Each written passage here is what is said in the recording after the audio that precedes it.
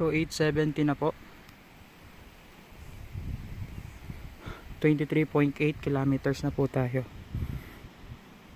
3 hours and 53 minutes.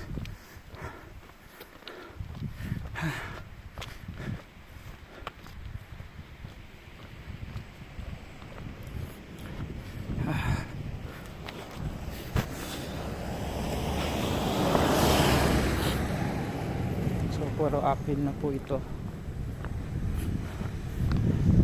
Medyo kaya pa naman po ng tuhod natin, pero sana umabot hanggang dulo. May nakikita tayo kanina, ayan.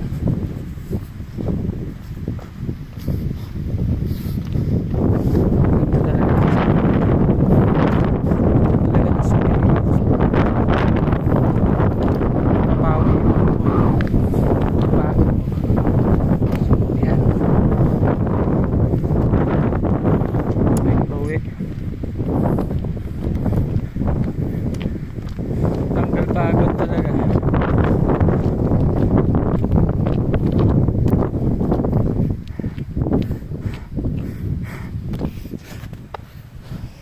Hopefully tapos natin ang 7 hours and 30 minutes.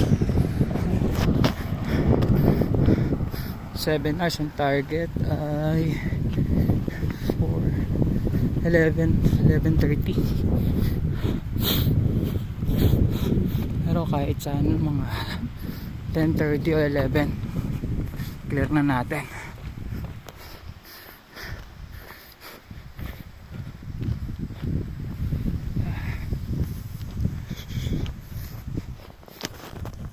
Pahinga muna.